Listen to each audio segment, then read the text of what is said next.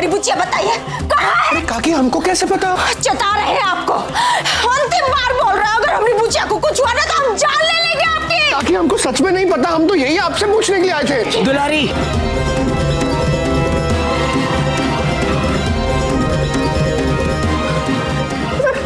आज तू कुछ नहीं कहेगी। आज हम बात करेंगे वकील बाबू से। माँ जी, धानी का कुछ वजाइए। आपको क्या लगता है कि मासूम सा चेहरा बनाकर आप हमारी धानी के बारे में हमदर्दी जताएंगे और हम फिर एक बार धोखा खा जाएंगे? नहीं, इस बार नहीं, क्योंकि इस बार हम आपकी असलियत जान चुके। आप जैसा जालसाज हमने अपनी जिंदगी में नहीं देखा, इसलिए थोड़ा समय लग गया आपको पहचानने में। आश्रम के सब लोग आपके खिलाफ हो गए, लेकिन हमें कहीं ना कहीं लगता रहा कि आप गलत हो ही नहीं सकते, तुम सच्चे हो।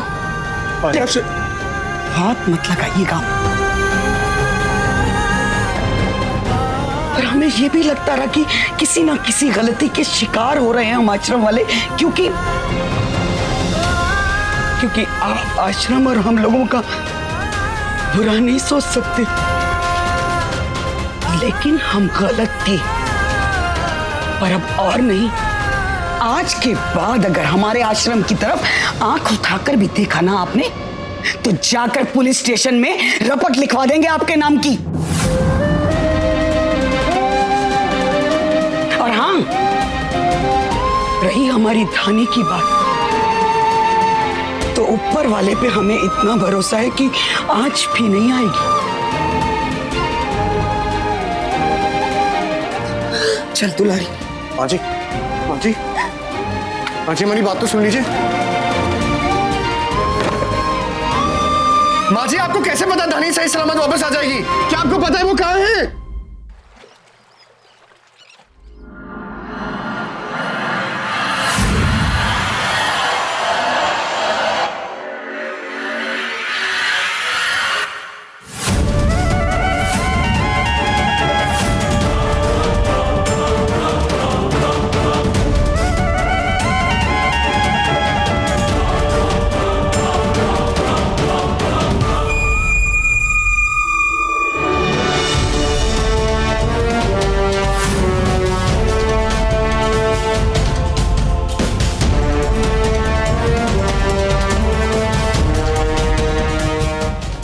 एक बात तो है,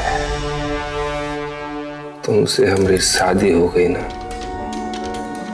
जिंदगी बन जाएगी हमारी।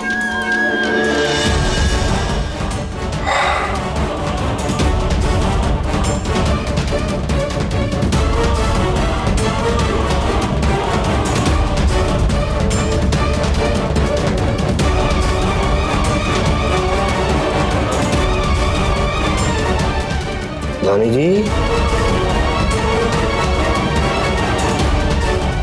आप ठीक तो है ना? अरे तो खोल दें, इस कम वक्त में इतनी जोर से बांधे आपके हाथ।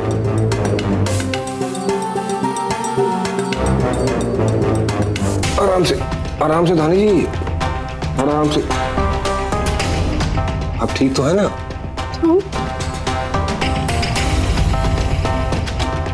अरे ध्यान से, आप बेहोश थी। तुम्हें चोट तो नहीं है आपको? ये कौन सी जगह है? और तुम?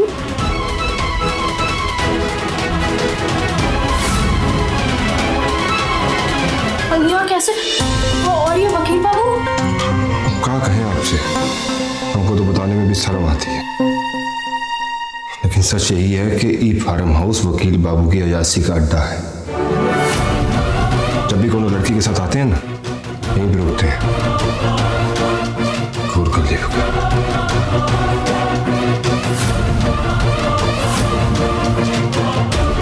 धानी, अगर तुम हमारी बात नहीं मानोगी ना, तो हमारे पास और भी तरीके हैं मनवाने के।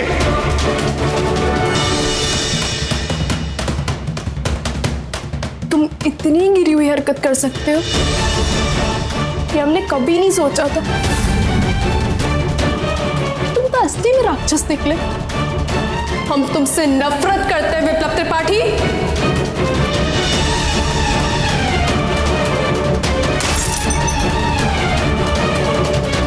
नफरत करते हैं तुमसे, नफरत। अब जाकर सही से काम पूरा हुआ है। जय शंकर।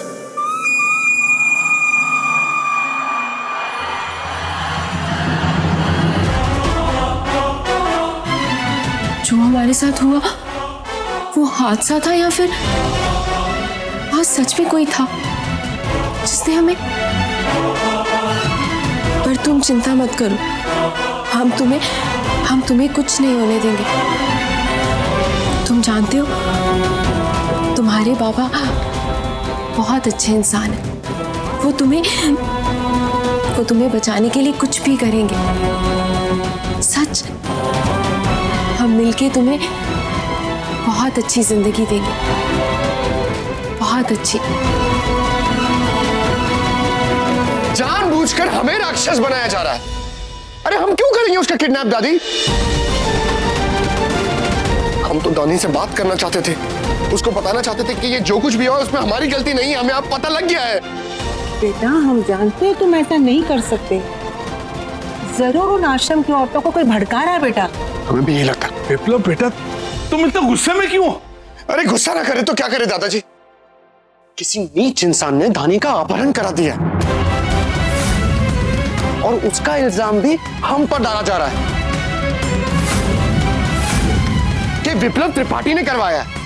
अरे हम अब ढूंढना तो हमें ही पड़ेगा ना, इससे पहले कि देर हो जाए। रुको,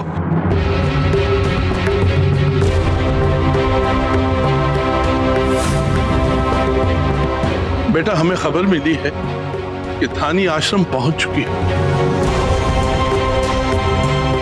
पक्की बात है दादाजी? 100% पक्की खबर है बेटा।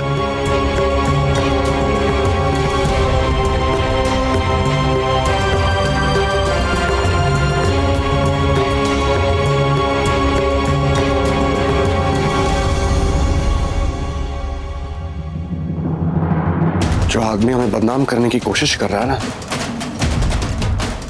उसे ढूंढकर तो हम निकालेंगे। और जिस दिन वो हमारे हाथ लग गया ना, सोचिए हमें कितना मजा आएगा।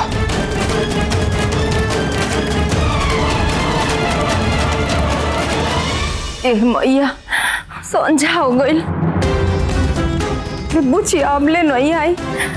हे बोले ना तुम का करे दादा। एक बात बता, अगर तू धानी से मिली नहीं तो इतनी देर तू थी कहाँ? हम मंदिर गए थे ना साफ सफाई करने।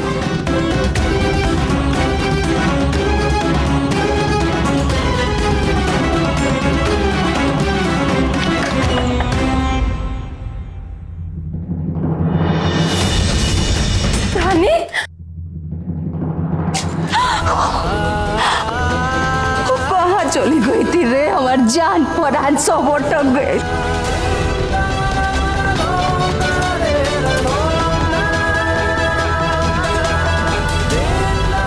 रानी चल पानी पिलाए से। कहाँ थी? हाँ? चल पहले तो सही, पहले पानी वानी पूछ। बैठ बेटा। जी, ये पानी पी लो। चली गई थी? हाँ? बोल ना। वो राक्षस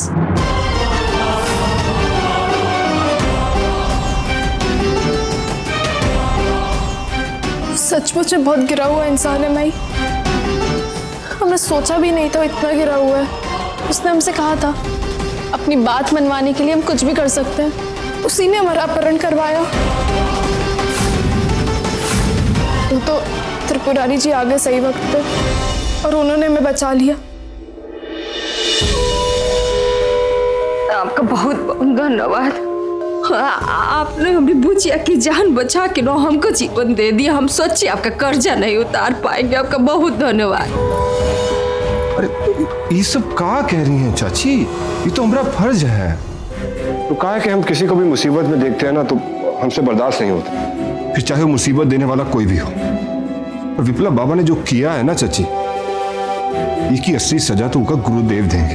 देखना, चिंता मत कीजिए।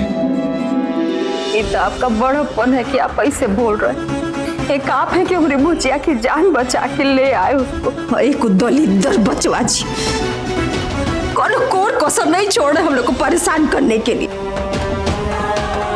हम आपको कुछ दे तो नहीं सकते, लेकिन हम भी आपकी माँ ही जैसे हैं बेटा। खाली आशीर्वाद दे सकते हैं आपको। खूब खुश रहिए, खूब तरक्की करिए, जीवन में एकदम बहुत खुशी आ रहा है। देखिए, हमको आप लोगों के आशीर्वाद के सिवा और कुछ नहीं चाहिए।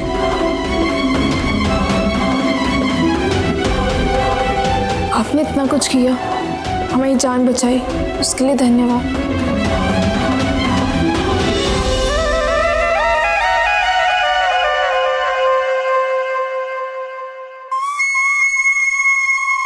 ये सब हमारी वजह से ही हुआ है। थानी बेटा, हमारी वजह से हुआ ये सब। हमने ही विप्लव को फोन करके कहा था कि दानी से मिलकर बात करे, तुम दोनों के बीच में जो गलतफहमी है उसे दूर करे। पर हमें नहीं पता था कि वो इस तरह की नीच हरकत करेगा। बेटा, आज अगर तुझे कुछ हो जाता ना तो हम अपने आप को कभी माफ नहीं कर सकते थे। नहीं पड़ी अम्मा, आप माफी मत मांगिए। जब तक भगवान जी हम लोगों के साथ हैं, वो राक्षस हमारा कुछ नहीं बिगाड़ पाएगा।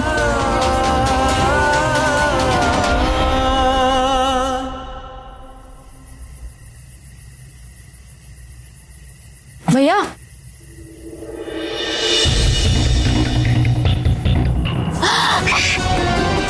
मत करो, यहाँ अरे हमने आपको किसी ने देख लिया तो बहुत बड़ा हंगामा हो जाएगा। कोई हंगामा नहीं होगा, इतना मत घबराओ। हम एक बात बताओ राजलक्ष्मी, हम आप लोगों के साथ इतने सारे दिन रहे, आप लोग हमें इतनी अच्छी तरह से जानते हो। क्या तुम्हें लगता है दानी का अपहरण हम कराएंगे? हमें विश्वास है, पर बाकी सब। बस यही बात हमें दानी को भी समझानी है, और हमें यकीन है अगर हमारी बात हो गई ना उससे तो दानी समझ जाएगी। उसके सामने तो जा नहीं सकते। एक मदद कर दो हमारी, ये मोबाइल फोन उसे दे दो।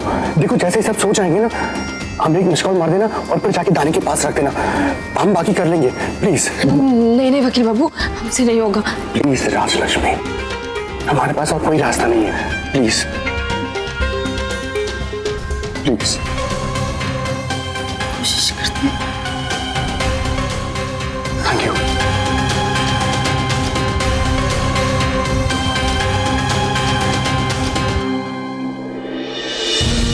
मान गए प्रभु, आपका कोनो तोड़ना है। जिस तरह से आप शक्ति संतुलन करते हैं ना, पूरे बनारस में कोई नहीं कर सकता। और अब तो वैसे भी विप्लव बाबा वो मनहूस विधवाओं से हमेशा हमेशा के लिए दूर हो जाएंगे।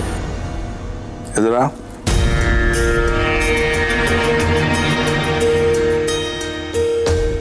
औरतों को बुरा नहीं कहते त्रिपुरारी, समझा? क्योंकि उन विधवाओं में एक विधवा तुम्हारी धर्मपत्नी भी होने वाली है, जिसके साथ तुम्हारी बहुत जल्द शादी होने वाली है। अरे जैसा आपका आदेश गुरुदेव, वो शादी का हम तो आपके लिए जान भी दे सकते हैं। हमको तुम्हारी जान नहीं चाहिए त्रिपुरारी, नहीं चाहिए। अब तुम अपनी जिंदगी की नई दिशा ढूंढो, नई दिशा की तैयारी करो। क्या बात है, इतना देर तक काम करने की क्या जरूरत है? नींद नहीं आ रही है अभी, थोड़ी देर से सोएंगे। कुछ सोचने ना रही हो? कुछ सोचने की जरूरत नहीं है, जो हुआ सो हुआ। जितना याद करोगी ना उतना दुख तकलीफ होगा। चल तुम जाके सो जाओ, हम थोड़ी देर से सोएंगे। क्या?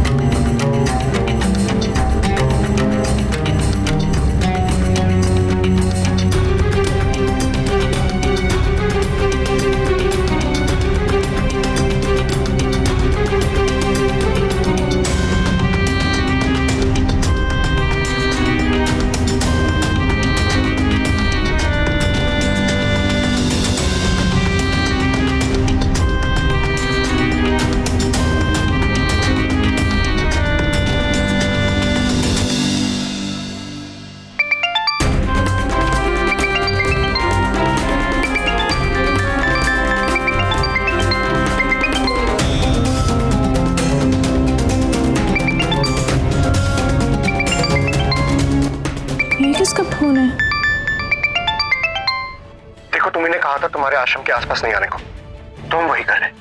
तुम्हारे आश्रम के आसपास भटक ही नहीं रहे अब। लेकिन फोन काटने से पहले 2 मिनट हमारी बात सुन लो धानी। तुम और हम दोस्त हुआ करते थे, तुम हमें अच्छी तरह से जानते। इतनी घिनौनी हरकत हम सपने में भी नहीं कर सकते।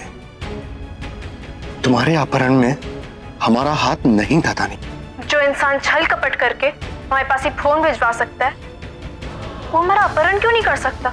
वो तो कितना भी नीचे गिर सकता है। अरे पगला गई हो क्या? क्या बकवास किए जा रही हो? जरा सोचो, तुम्हारा अपहरण करा के हमें क्या मिलेगा? रानी,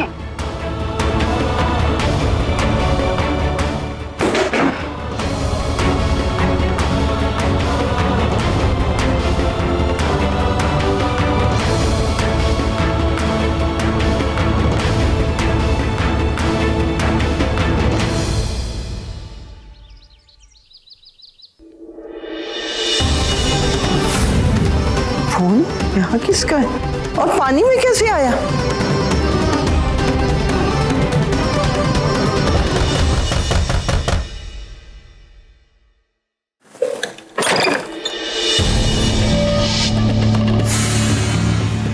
जी आप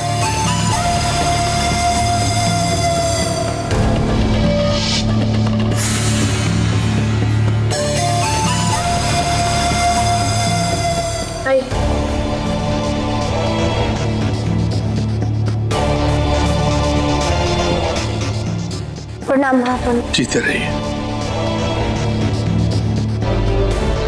महाराज, किस उद्देश्य से आना हुआ? हम आपके लिए भेंट लाए हैं, स्वीकार कीजिएगा। देखिए, यहाँ पर जो कुछ भी हुआ उसके लिए हम बहुत दुखी हैं, बहुत लज्जित हैं। हमारे परिवार की तरफ से जो आप लोगों ने दुख सहन किए हैं उसके लिए हम आप सबसे क्षमा मांगते हैं।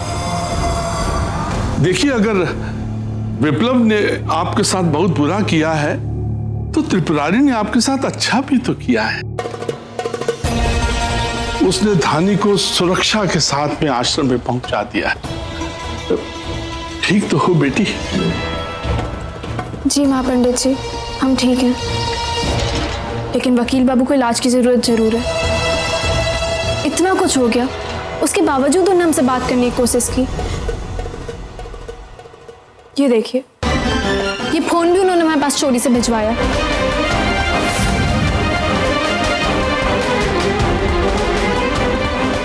बेटी, तुम चिंता मत करो, हम उसकी नादानियों पर अंकुश लगाएंगे। आज अगर धानी की शादी हो गई होती तो विप्लव तो क्या, कोई भी लड़का इसकी तरफ आंख उठाकर देखने की हिम्मत नहीं कर सकता था। बाकी फैसला आप लोगों के हाथ में है। धन्यवाद। अब हम आपसे आज्ञा चाहेंगे।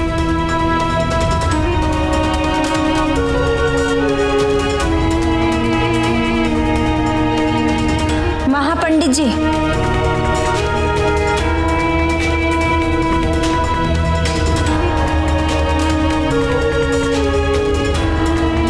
महापंडित जी, हम रिबुचिया के लिए जो आप ब्याह का प्रस्ताव लाए थे वो हमें स्वीकार है।